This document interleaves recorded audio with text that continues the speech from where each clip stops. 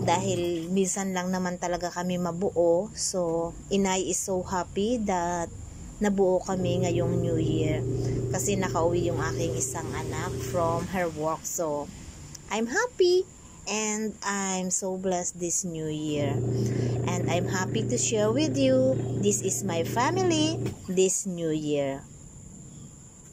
He's Kuya Kevin, Ate Adi, and Tutoy Tano.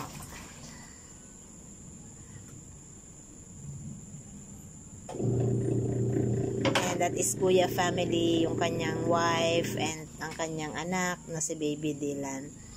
So, ayan, nagpicture-picture muna si Inay sa aming munting pagsasaluhan that night. And I'm happy because it's New Year. So, Happy New Year!